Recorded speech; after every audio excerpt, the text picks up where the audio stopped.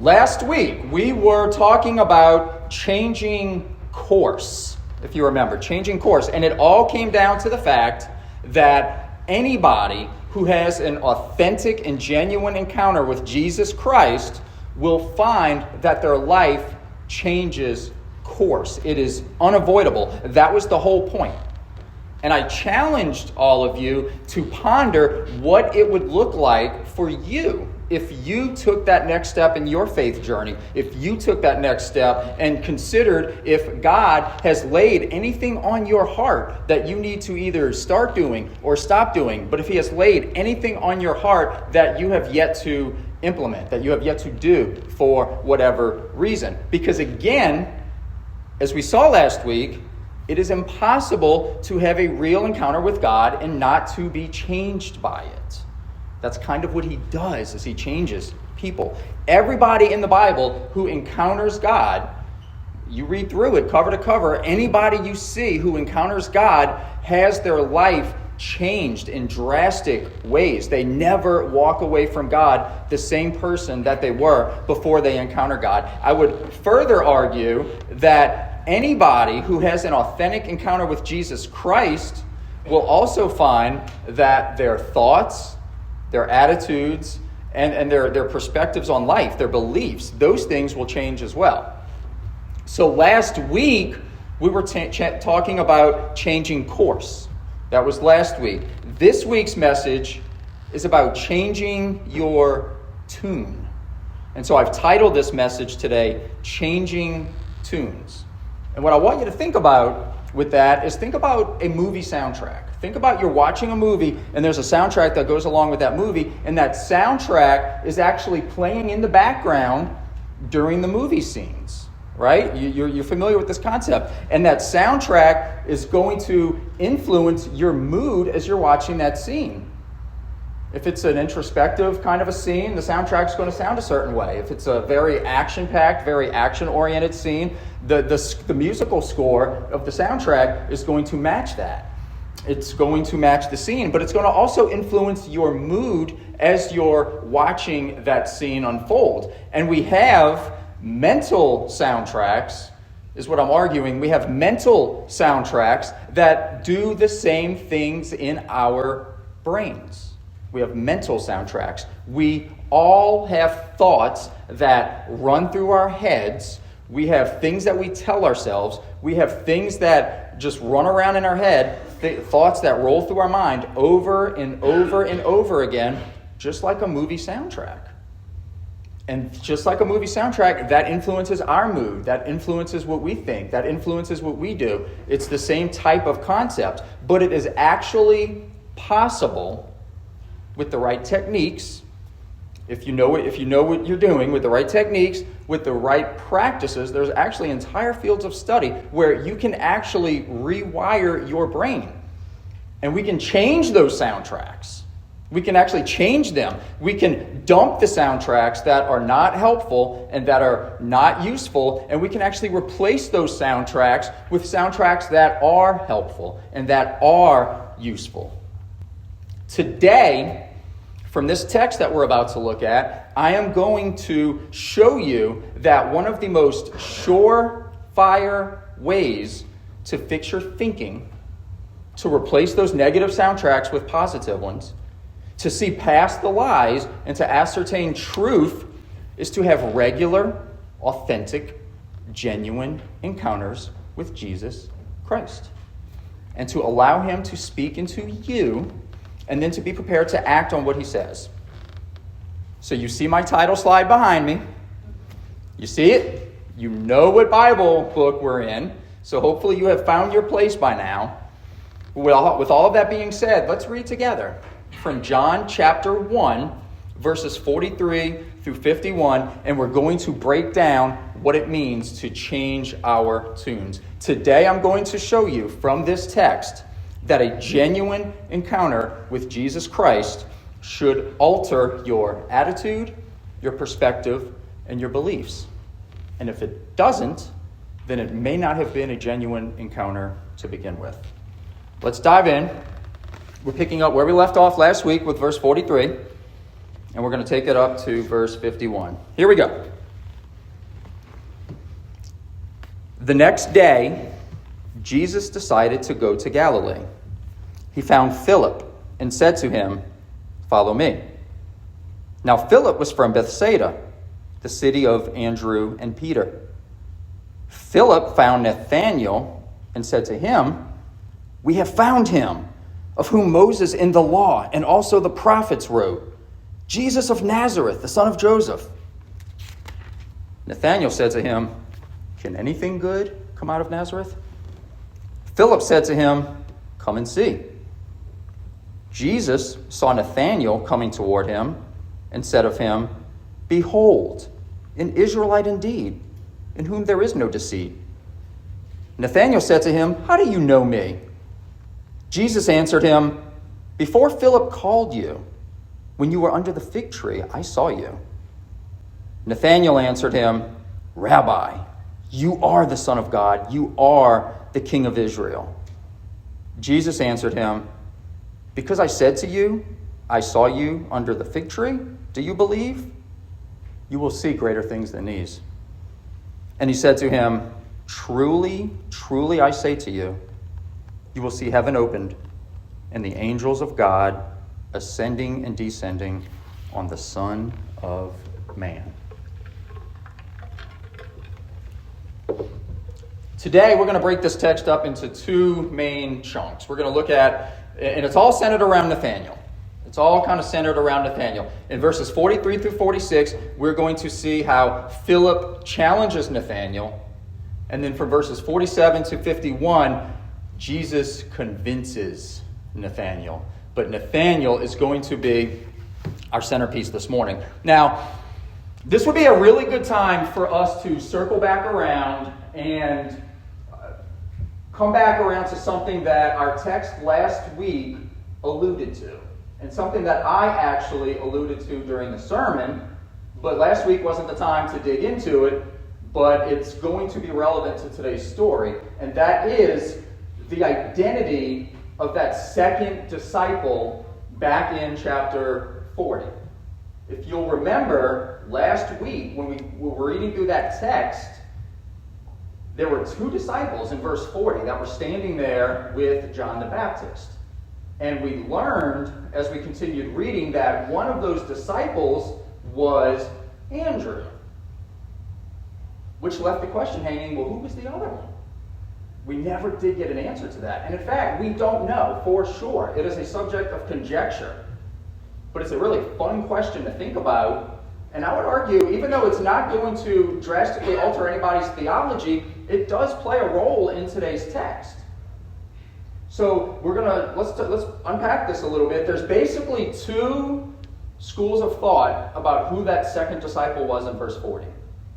The first option, and one that I would argue it seems most of the scholars seem to think, is that it was actually John himself. Not John the Baptist, but John the Gospel writer.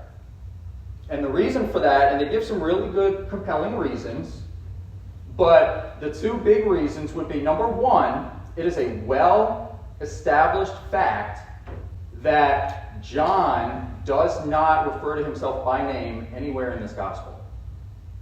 You know he was there. He's one of the 12 disciples. You know he's present with Jesus, but for whatever reason, he never refers to himself by name. Now, there is a disciple in the gospel that he refers to as the beloved disciple, or the disciple whom Jesus loved.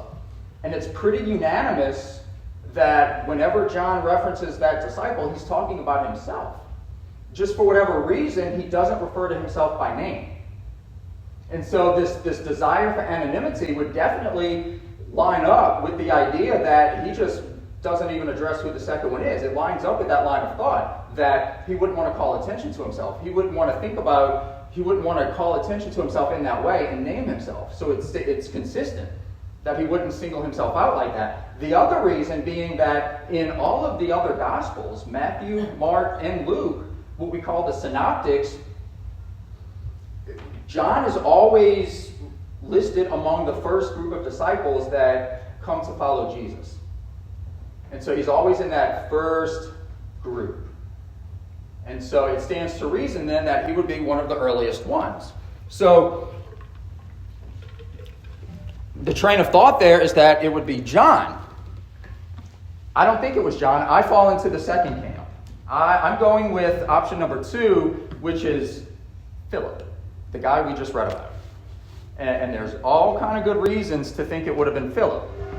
First of all, I don't know if you ever noticed this, but have you kind of caught on as you read through the Gospels that a lot of the disciples seem to always pair up, and like each of the disciples, there's a bunch of them that seem to just have a partner, and whenever you see them, they're with their partner. Like James and John, the sons of Zebedee, they just seem to go together. A lot of times we see them, they're together. Well, as we read through this gospel, we're going to see Andrew. He's not a main player, but we're going to see him 3 more times throughout the gospel, and every time we see him, do you know who he's with? He's with Philip. He's with Philip. There's also the fact that Andrew and Philip, we just learned in this text, are from the same hometown. They're both from Bethsaida. And so there's an argument to be made that they knew each other, they ran together, they hang out. We see them hanging out. I just said that. And it stands to reason that they knew each other, they possibly traveled to go see John the Baptist together. There's an argument to be made there. My favorite reason is that if it is Philip, it creates a kind of symmetry in the story. Okay, so let's think back to what we read last week. You have John the Baptist standing there with 2 of his own disciples, and let's say, for the sake of argument, it's Andrew and Philip. Okay, and then Jesus comes walking by. John says, "Hey, look, behold, the Son of God, the Lamb of God." And then immediately those 2 disciples go and follow him. And as they're following him, Jesus turns around and says, "What are you seeking?" They say, "Rabbi, where are you staying?" He says, "Come and see, I'll show you." So they go to see where he is, and the text tells us they spent the whole rest of the day with him, and they had their whole course of their lives changed. That was all of last week's sermon, was changing course. They had the course of their lives changed because it was such a profound encounter. So much so that the very next morning, what happens? But you would have Andrew running off to go get his brother Simon Peter, and you would have Philip running off to go get his really good friend Nathanael. It creates a kind of beautiful symmetry in the story, which the Gospel of John is known for. This gospel is regarded as a literary masterpiece, and these are the types of symmetry and the types of things like that it's known for. There's also the fact that Jesus was able to find him so quickly when he gets to Galilee, almost as if he had already talked to him and he knew where to meet up with him. But then there's also the fact that when Philip does find Nathanael, what does he say? He says, "We found him. We found the one of whom Moses in the law wrote about, and also the prophets, Jesus of Nazareth, the Son of God." Who is we? Who's we? As far as we know, he's by himself. But if it was Philip, then the we would be him and Andrew from the day before. It kind of makes everything kind of make sense. So I'm of the camp that it's Philip, and it is relevant because if it was Philip, then he already has this encounter and he already has this kind of relationship with Jesus, and it helps explain why he's so quick to follow when Jesus comes and gets him. But since I've already called attention to his statement to Nathanael, let's dig into that a little bit, because he says, "We have found him. We have found him. We have found the one that Moses wrote about in the law, and also the prophets, Jesus of Nazareth, the Son of God." I'm going to argue, and I'm going to make this case again with Nathanael in a few minutes, that this is indicating that Philip is a student of the Scriptures. He's a diligent student of the Scriptures. Because there's just something about the casual confidence with which he says that. It's not a generic term. He doesn't speak in the general. He speaks very specifically. But there's a type of casual confidence and a casual authority in the way that he reports this information. "We have found the one of whom Moses in the law wrote, and also the prophets, Jesus of Nazareth, the Son of God." He's speaking from firsthand experience. He has encountered this Jesus himself. But then that takes us to Nathanael's reply in verse 46. What does Nathanael say? Nathanael says, Nazareth, can anything good come from Nazareth? Can anything good come from Nazareth? Like seriously, just tell us how you feel, Nate. Just tell us, what are you really thinking here? Do not sugarcoat it. Do not put a positive, just tell us, man. You're beating around the bush. Tell us how you feel about Nazareth. He says, can anything good come from Nazareth? Now, I'm going to need your help for a second because this forced me to consider an issue this week that I wasn't comfortable with. And so I need your help. I need you to help me with this. I'm trying to figure out, there was this thing I did when I was a kid, and I'm trying to figure out if other people did this too or if I'm just really weird. Okay? And it could be both. Everyone could have done it too, and I could still be weird. But maybe you'll alleviate my fears here. So when I was a kid in grade school, I would look at the teachers, and in my mind, I had a classification system. And it was the fundamental way I classified all the teachers. There were the mean teachers, and there were the nice teachers, and that's just how I thought about it. Did anybody else do that? Okay, all right. So that was the first thing you filter that information through, right? Is the nice ones and the mean ones. I know there's a bunch of teachers in here. I'm not going to ask which ones you are, but that was how I did it. Okay, and that brings me to Miss McCullough. Miss McCullough was the second grade teacher at my grade school. And let me tell you, Miss McCullough was in the mean category. She was very firm. I don't know what it was. There was just something about her. I had her firmly in the mean category, which was funny because I didn't know her at all. But I was a first grader thinking about second grade and just hoping and praying that I would not get Miss McCullough. Because at my school, at that grade level, you didn't change classes. Whatever teacher you got, that was your teacher you were stuck with for the day. And I did not want Miss McCullough at all. In fact, I remember towards the end of the school year, as summer's encroaching and then it's going to be second grade, I remember my mom taking me to A&P. Do you remember A&P? All right, only the real ones remember A&P, right? All right, she was taking me to A&P, and I was laying out my case. I was making a case why she needed to pull me out of the school on the off chance that I would get Miss McCullough. And I thought I did a really good job. I was very persuasive. And you know what my mom said? No, I'm not pulling you out of your school just on the off chance that you're going to get Miss McCullough. And I was very upset about this, and I kind of dreaded it throughout the summer. It's like, oh no. And then second grade comes around, and guess who my teacher ended up being? Miss McCullough. Great. And for whatever reason, and I still can't figure this one out because I caught the bus, but I was late to school that day. And all of this is 100% true. And the bell rang, and it's the first day of school, and I'm running down the hallway, and there's Miss McCullough closing the door. And I'm still down the hall. And she sees me coming, and our eyes lock onto each other. And do you know what that woman did? She smiled really big. She stepped back, and she opened the door wide, and she gestured into the classroom. And as I ran right past her, up here, I took her out of that mean category, and I dropped her right into the nice category, like that. I just, bloop, it's done. And you know what? I loved her.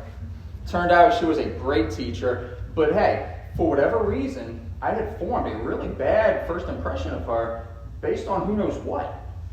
But that's what we do sometimes, right? We'll form an impression based off some random piece of information, and it could just be something we see, or just an impression, just an assumption even, that's completely wrong. And it's not until we encounter that person that we realize how wrong we actually were. Which brings us back to Nathanael. Can anything good come from Nazareth? He is predisposed to reject this guy, simply based on his hometown. And certainly there's going to be, I'm sure there is a touch of, I'll just say, cultural prejudice in that statement. My hometown is better than your hometown kind of thing. Surely that's a possibility. I wouldn't argue against it. It could be there, and it sounds like it is there. But I would take it a step further, and I would argue it's probably more than that too. So that might be there, but I'm saying I think there's more to it than that. Because as we're going to walk through this text, and I'm going to argue in a few minutes, that Nathanael, like Philip and their friends, is a diligent student of the Scriptures. And Jesus confirms this in a minute. And as a diligent student of the Scriptures, he would know that there is literally no Old Testament prophecy linking the Messiah to Nazareth. None. None at all. The prophecy says he's going to come from Bethlehem. Now, what nobody knows is that Jesus does come from Bethlehem. Jesus had moved when he was a little boy, right? And they had to go to Egypt, and then they came back and settled in Nazareth. But Philip and Nathanael don't know that. He just says, can anything good come from Nazareth? So he makes this comment, and I'm arguing that it just indicates he knows what he's talking about, that he has an awareness of the Scriptures enough to know that there's no case to be built. Because remember what Philip told him. We found the one. We found the Messiah. And Nathanael's thinking to himself, the Messiah doesn't come from Nazareth. What are you talking about? So he knows what he's talking about. And you got to love what Philip does here. He doesn't start beating him over the head with theology. He doesn't pull out the Christian apologetics textbook and tell him, let me tell you, all the apologetic arguments for Jesus to be the Christ. He doesn't do any of that stuff. He says, come and see. He invites him to experience Jesus for himself. And I have to imagine, if I'm right, and Philip was the second guy the day before when Jesus walked by, then this moment for me, it just takes on a little extra sweetness, because that's the exact words Jesus used the day before when they asked, where are you staying? And Jesus said, come and see. And I have to think, if it was Philip, if Philip was that second guy, he's got to be kind of grinning to himself as he's quoting Jesus and remembering that just yesterday he was that guy. He was that guy being told, come and see. And that takes us to our second section of text, where we see that Jesus convinces Nathanael from verses 47 through 51. And I'm going to kind of go through these verses again real quick, because there's a lot in here that can seem confusing. There's a lot going on here, and this used to give me fits, because at first the statements all seem disjointed. You're trying to figure out, how do these tie together? I don't get it. And they gave me fits. And let me demonstrate. We're going to go back to verse 47. Okay? Jesus sees Nathanael coming to him, and he says, behold, an Israelite indeed, in whom there is no deceit. What are you talking about? I don't understand. Okay, we move into 48. Nathanael says, how do you know me? And then Jesus says, before Philip called you, when you were under the fig tree, I saw you. And at this point, when I first encountered the story, I'm thinking, I don't know what he's talking about. When was there a fig tree? So clearly they're alluding to something that we don't have that information. Okay, I'm just going to have to roll with this. Then we move into verses 49 and beyond. Nathanael, some kind of way that convinces Nathanael, because all of a sudden he says, you are the Son of God. I'm like, how did you get all that from a fig tree? But okay, we'll move past it. And Jesus says to him, oh, you believe because I saw you under the fig tree? You're going to see more than this. And then in verse 51, I had no idea what to do with this. He says, you will see the heavens opened and the angels of God ascending and descending on the Son of Man. And I'm telling you, as a young believer who knew nothing, the first time I read this, I had no idea what was going on. None. In fact, I'm going to tell you what I did with this story. And this is a warning for all of us to be careful what we bring into our Bible study time. Because sometimes we'll introduce things into a Bible story, not meaning to, but we just kind of put it there unconsciously, and then it gets solidified, and then we start believing that thing, and it was never actually there. Let me explain to you, and you'll see what I'm talking about. When Nathanael sees Jesus in verse 47, And Jesus says, oh, behold, a true Israelite in whom there is no deceit. Do you know what my mind went to originally? My mind was, I was still mad at Nathanael for what he said a verse previous. Oh, can anything good come from Nazareth? I was still mad at him for that. I was like, well, dude, this is Jesus. Like, what are you talking about? This is Jesus, man. So he says, can anything, I'm still mad at him. And so I think Jesus is being cocky. As a young believer, not knowing better, I thought Jesus was being sarcastic. Like he was referring back to what he just said. Oh, look, a guy who knows what he's talking about. Like that's kind of what, I just filled those gaps in. That he was being like ironic or sarcastic or something like that. Oh, an Israelite in whom there's no deceit. Really? Okay. And then Philip's like, well, how do you know me? And he said, I saw you under the fig tree. And I'm still on that train of thought where this guy's a schmuck. And I'm like, oh, Philip was doing something deceitful under a fig tree. He must have been scamming somebody or, having some kind of shady business dealings like, first century mafia stuff. And I'm thinking, this dude was up to no good. And Jesus is like, gotcha. You're talking about, oh, can anything good come from Nazareth? And you're under a fig tree scheming people. And I filled for a good while, I just had this idea baked into my head that this Nathanael guy was like some kind of jabroni that was just doing stuff he shouldn't have been doing. And then Jesus had to straighten him out. And then I didn't know what to do with the staircase and the angels ascending and descending. I just skipped that, I guess. But I formed this mental picture. Ironically, now that I know, the truth is like way on the other end. Like the truth is the exact opposite of what was going on there. The truth is that Jesus was, while far from being sarcastic, Jesus was actually complimenting this guy in the highest way possible. And so with that being said, what is a good, correct understanding of what unfolds from verses 47 through 51? I'm going to give you one word that I believe is the key to verses 47 through 51. And if you take this one word and you filter what you're reading through that one word, I firmly believe that all of this has a way of just falling into place. Do you want to know that one word? That one word is Jacob. Jacob. As in Jacob, the Old Testament patriarch from the book of Genesis. Jacob. If we keep Jacob in mind as we read through this, some of these seemingly obscure references start to make a lot more sense. First of all, Jesus says, when Nathanael is approaching him, or when Jesus is approaching Nathanael, in verse 47, he says, behold, an Israelite in whom there is no deceit. That's his opening statement. Now, if we're filtering this through the name Jacob, two things should jump out right away.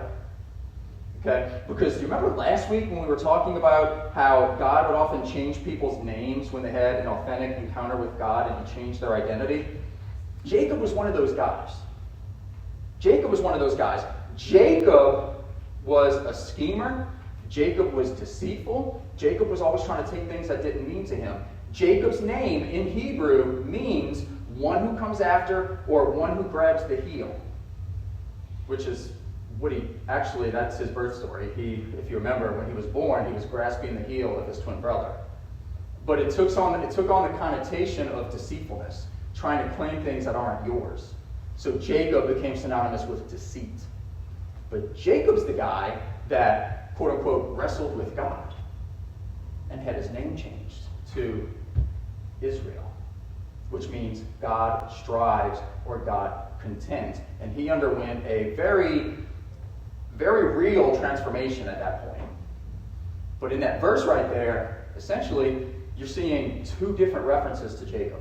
You're seeing the after and the before. A true Israelite in whom there is no deceit. He's saying, you're Israel, you're not Jacob. You're not deceitful. He's actually complimenting him.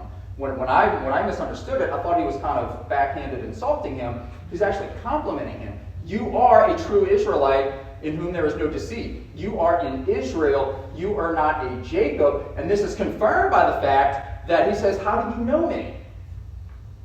That's showing that Jesus hit the nail on the head.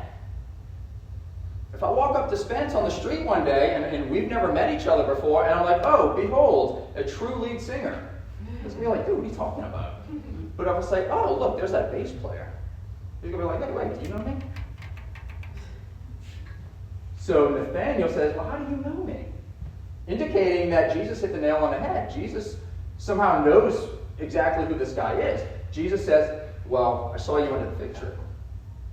I saw you under the fig tree. So this makes a lot more sense when you realize that the phrase under the fig tree was a euphemism, but based on a practice of the rabbis who would often study the scriptures under the fig tree.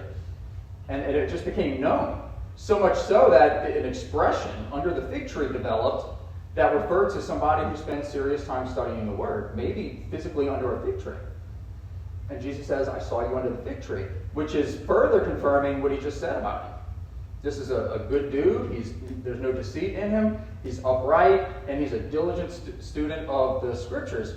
And that's why Nathanael is convinced.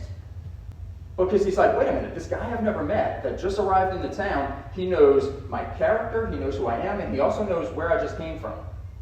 And he knows my practice. So he realizes this guy has like serious awareness here, almost like supernatural awareness. Combine that with the fact that Philip's vouching for him, saying, hey, we found him.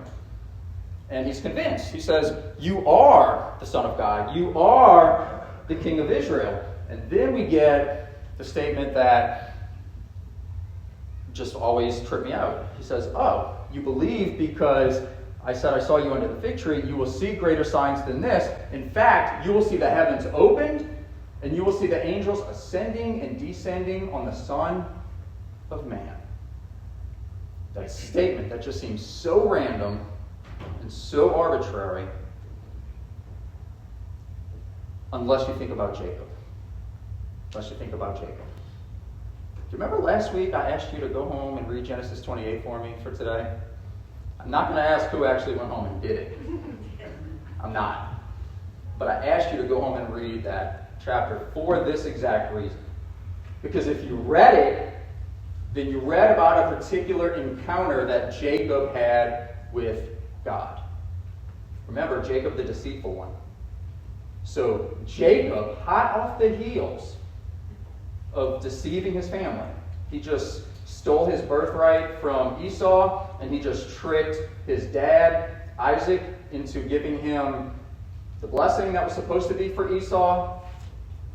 And Esau's like, I'm going to kill that dude. I am literally going to wring his neck and kill him. And his mom says, son, I think you need to get out of here and do it now. And he takes off running. And as he's running, he lays down in an area that's going to become known as Bethel, the house of God. And he has this vision. And that's what you read about. And in that vision, what did you see?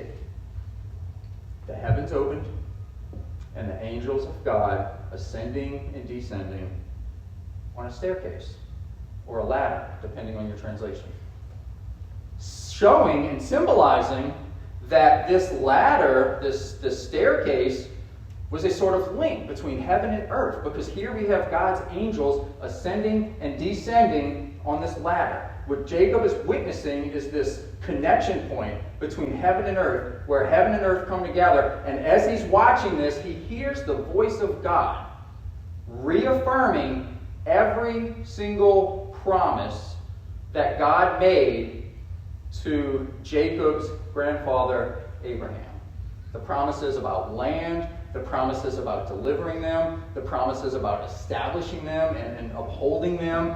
God reaffirms all of those promises while Jacob is watching heaven and earth come together. And then 1,200 years or so later, we have Nathanael being told by Jesus, you're going to see the heavens opened, and you're going to see the angels ascending and descending, not on a ladder, but on the Son of Man.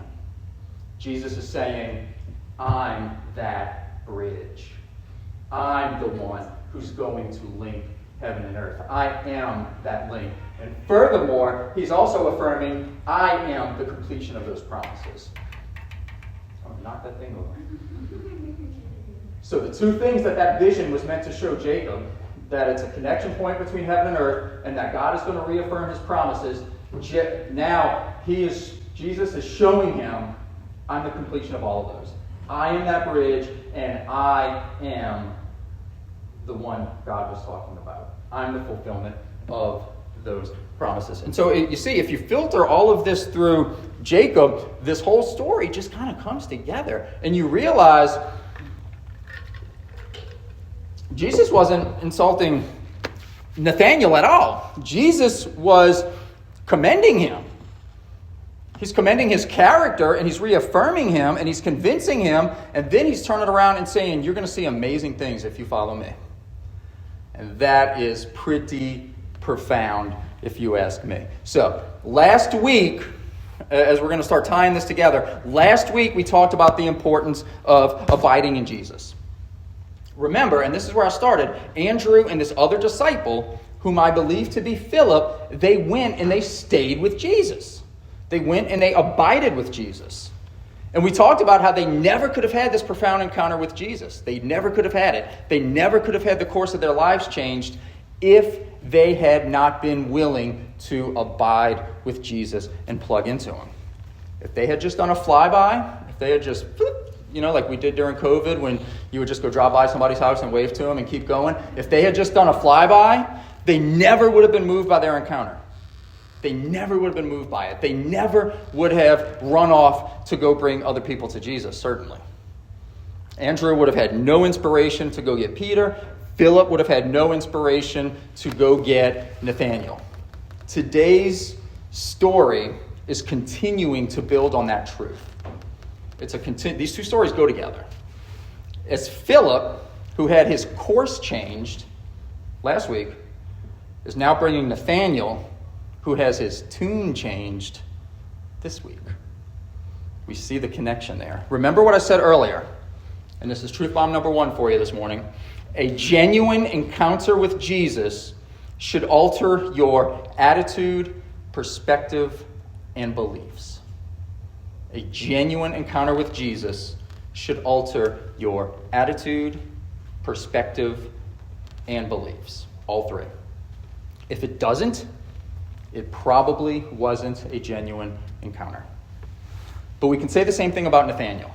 We can say the exact same thing. If he had not been willing to dialogue with Jesus, first of all, if he had not been willing to have the conversation, if he had not been open to change, if he had not been willing to come and see and investigate for himself, if he had not been so open to the scriptures, if he hadn't been such a diligent student of the scriptures, if those things had not been there, this moment would have passed him right by. He would have missed it. It would have just passed him right by. And we do see people like that in the Gospels. We see people who miss it. We're going to see people like that in chapter 2 next week and the week after. We're going to see people like that in chapter 2. And we see people like that in our lives. And sadly, we even see people like that in our churches.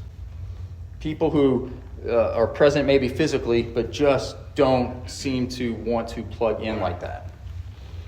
When you get right down to it, I think you can take everybody who professes to follow Jesus, kind of like I divided all my teachers, and you can kind of divide them into 2 groups, which I'm going to call the abiders and then the biters. Okay? And I hope you hear the difference in those 2 words. Abiders and then biters. I'm glad that's so funny. You see, abiders, they want to abide in Jesus. They want to plug in to Jesus. They plug in. They want to know the will of God because they are connected to God. Like Philip, they're not only willing, but they want Jesus to change the course of their lives. And like Nathanael, they're not only willing, but they want Jesus to change their tunes. They actually invite this. They want it to happen. They hunger and they thirst for it. They hunger and they thirst for the word. Their day is not complete until they have spent quality, uninterrupted time with their Lord and Savior. And their week is not complete until they have come and fellowshiped and worshiped in the church with God's people, with their church family. Their day is not complete until they've been with Jesus, and their week is not complete until they've been with his church. They know that Jesus is the bread of life, and they intend to feast on that bread as much as they can. Biters, on the other hand, do just that. They bite. They bite. They don't feast on the word. They don't feast on Jesus. They just swoop in every now and then for a nibble. Every now and then they just circle around for a nibble. They don't expect much from Jesus, and they're certainly not giving much to Jesus because they've never abided with Jesus. And therefore, Jesus has not changed their course, and Jesus has not changed their tunes. They're still following the course of the world, and they're still following and singing the tune of the world. So what I'm here to tell you is that no follower of Jesus can get by on a nibble. No follower of Jesus can get by on a nibble. If Jesus is not a regular part of your day, and his church is not a regular part of your week, then you are missing it. You're missing it. And I say that not to shame anybody, but to try to convince you that you're only living half a life. And again, not to shame you, but to encourage you that it's here. We're here. We are a church family, and we want to be with our church family, and we want to welcome people into this church family. We want to share that love of Christ that we have experienced with as many people as he will bring to us. And there's a lot of people, sadly, who just, for whatever reason, they might not know it, or they might have forgotten it, or something might be blocking it. But you can't get by on a nibble. You can't get by on a nibble. And Jesus never wanted that for his followers, and Jesus certainly didn't want followers like that. We're going to see as we move through this gospel that a lot of the times, and sometimes this is interesting, because in the church life, usually we're so, I don't mean we, Gretna Covenant, I just mean we, the church, we're so desperate to try to just reach as many people as possible that we'll do anything. And we'll just ice cream social. Oh, we're going to do this. We're going to do this. We're going to do this. Oh, don't worry about that. Just come on in. And I'm not saying that we don't welcome people, but there is a very real sense in which a lot of churches even downplay the truth, because the truth is often offensive, to try to appeal to as many people as possible. Jesus, if you read through the Gospels and you pay attention, do you know what Jesus does? Every time he looks around and he sees the crowds getting too big, do you know what he does? He chooses those moments to raise the bar. He raises the bar in those moments, and he says something that's often so scandalous and so challenging that it causes the people on the fringes, the ones who aren't following that closely to begin with, it causes them to turn and walk away. And he does that on purpose. He does that on purpose. He continues to raise the bar and bring that inner group closer and closer while the ones on the fringe go away. He does that deliberately. Which brings us to our next truth bomb, because Jesus didn't want a mob of half-hearted nibblers. He wanted a committed band of sold-out disciples. Jesus didn't want a mob of half-hearted nibblers.